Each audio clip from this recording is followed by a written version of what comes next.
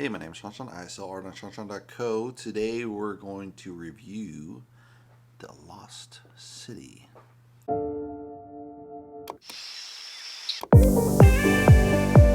So this is directed by Aaron and Adam Nee, so a brother director team. Time is 1 hour and 52 minutes. Actors are Sandra Bullock plays Loretta.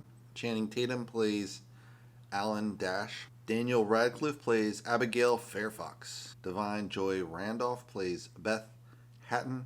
Brad Pitt plays Jack Trainer. So it's a story of a romance novelist. She's kind of brokenhearted because her husband passed away a couple of years ago. She never really got over it. She's on a book tour, and in the middle of the book tour, she gets kidnapped, right? And she's taken to this remote island, and they're looking at some crazy adventure to find this lost crown of jewels, supposedly. This millionaire kid, he's assuming that she's able to read the language, which she can read the language of the lost city of D, which is actually an apostrophe. It's not D, but that would have been a better name for the movie, I think. That would have been hilarious. The lost city of D is like, holy shit, dude. But I guess they toned it down a little bit for the marketing. But I think that would have been funnier. It definitely would have sounded like a porn. But anyway, so she gets kidnapped, and then she's supposed to unravel the mystery of where this long lost jewels of this king that was about to be buried on the island. And the island is a volcano, so it's going to be buried by a volcano pretty soon. So there's a very short time frame. So there's a great urgency in the plot. So I think they set up pretty good story off the get-go. Very cute adventure story with Sandra Bullock. She's been in a lot of good, funny movies. Obviously, the most famous was Speed with Keanu Reeves way back in the day. That was a really fun flick. She is looking a little bit aged. I think she's using maybe Botox or something. But yeah, I think her features she wasn't emoting as much as she usually does.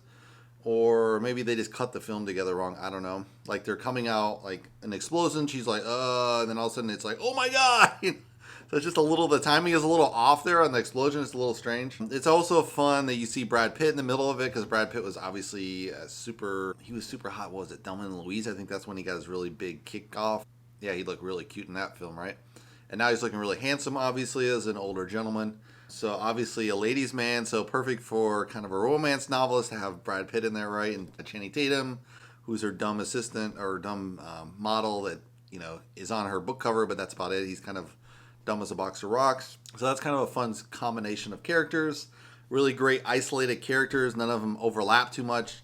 Channing Tatum's an idiot. Brad Pitt is obviously this weathered adventurer, can find out detective guy, but he dies in a funny way, so that's kind of fun. Yeah, and just like the way the characters die, it's pretty funny. They have some funny scenes with slugs in the middle of the film. So a little bit of racy, a little bit of touch there for the women, so it's kind of fun. And they show Channing Tatum's ass, really good view of his ass.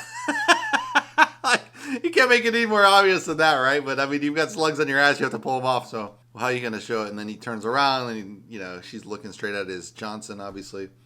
But that's kind of off camera, so it's kind of funny. So yeah, and then they kind of have a little bit of romance, and so it has a really nice adventure story to it. A fun use of Daniel Radcliffe, who was obviously the childhood hero in, what's that silly movie? J.K. Rowling's, I can't remember. Harry Potter, right? He was the famous Harry Potter. So this is a great role for him because he's breaking that stereotype, because usually characters get kind of typecast. You can see that happen, I think, especially with, I would say a little bit with Samuel Jackson. He always says motherfucker in every single film.